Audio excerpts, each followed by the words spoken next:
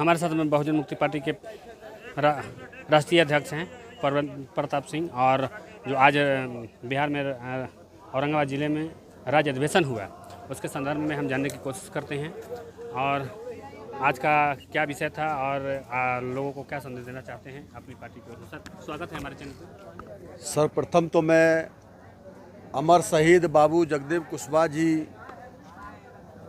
के शहादत दिवस के अवसर पर कोटि कोटि मैं जगदेव बाबू जी को नमन करता हूं। बहुजन मुक्ति पार्टी की तरफ से उनको श्रद्धांजलि अर्पित करता हूं।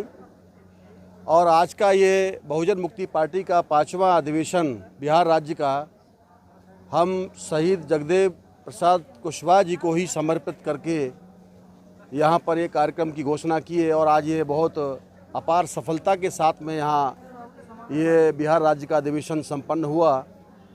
तो इसमें हम लोगों ने लगभग 7-8 विषय चर्चा के लिए यहाँ रखे थे, जिसमें जाति जनगणना एक सबसे बड़ा विषय था।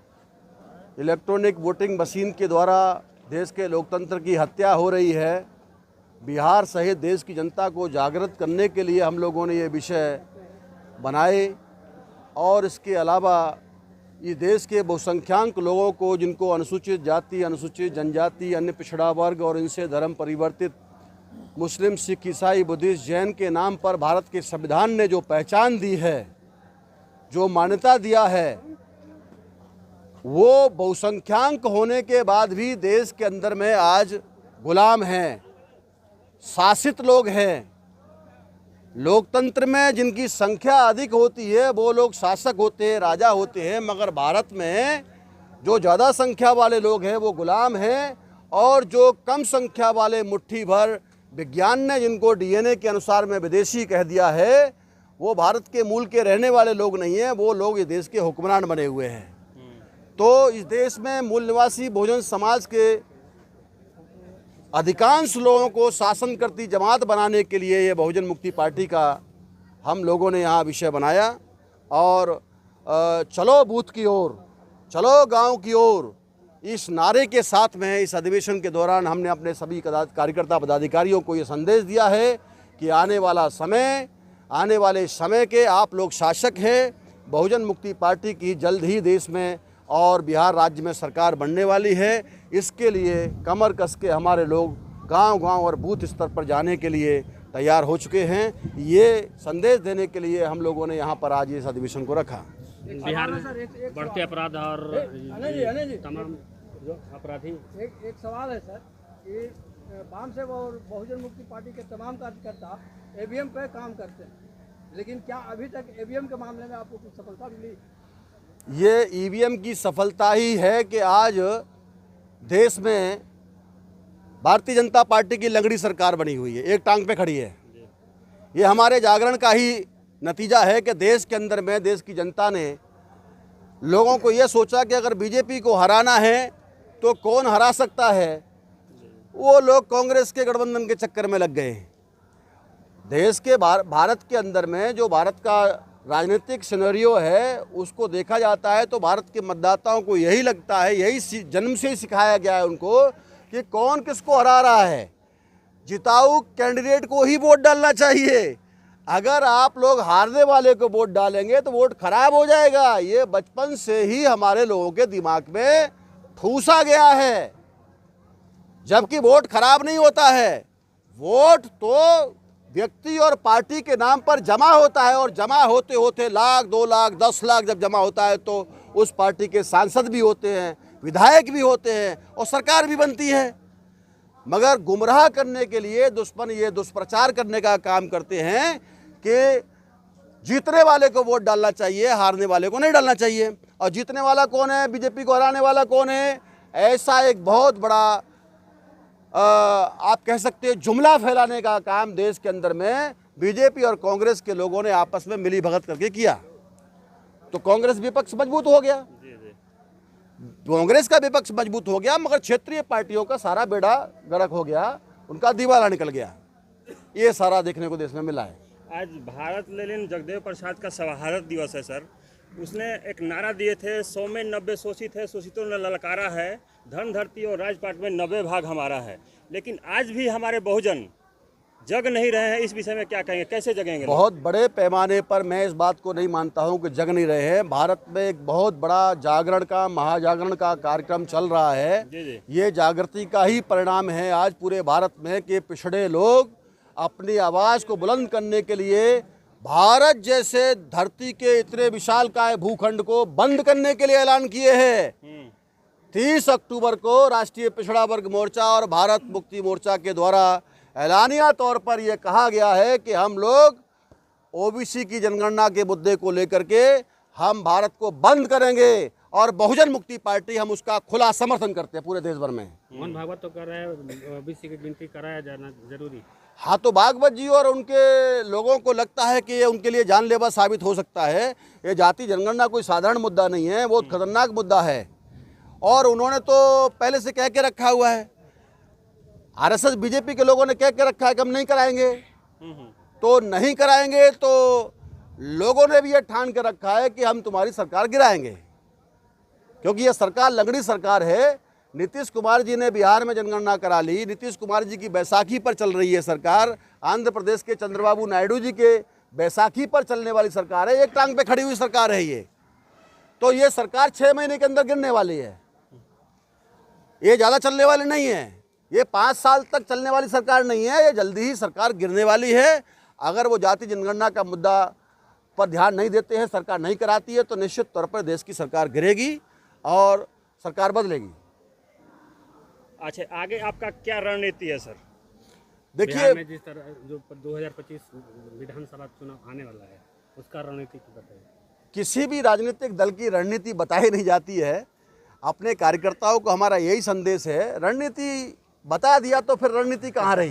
जी जी। तो हमारा आगे का जो कार्यक्रम है वो कार्यक्रम ये है कि हम लोग आने वाले समय में इस अधिवेशन के बाद बिहार में गांव-गांव तक और बूथ-बूथ तक जाने के लिए हम अपने कार्यकर्ताओं को संदेश दिए हैं और हमारे कार्यकर्ताओं पर हमें गर्व है, पूरा फक्र है इस बात के लिए, क्योंकि तपती धूप हो या भयंकर बरसात हो या कितनी भी ठंडी हो, ये मैदान छोड़ के जाने वाले लोग नहीं हैं। ये डट करके मुकाबला करते हैं, परिस्थितियों को अपने काबू में करते हैं और ये शासक बन के रहेंगे। इसलिए गांव-गांव तक जाने के लिए लोगों ने कमर कस ली है।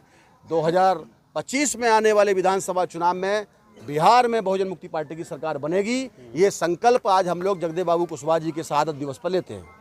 चलिए, बहुत बहुत धन्यवाद सर, शुक्रिया। जैसा कि और हमारे साथ में बीएमपी के प्रदेश अध्यक्ष भी हैं, इनसे भी जानने की कोशिश करेंगे जो आज अधिवेशन हुआ उस संदर्भ में क्या कहना चाहेंगे, क्या जो ये 50वां जगदेव बाबू का शहादत दिवस के अवसर पर इस शहादत दिवस के मौके पर अमर शहीद बाबू जगदेव प्रसाद जी का ये 50वीं शहादत दिवस है।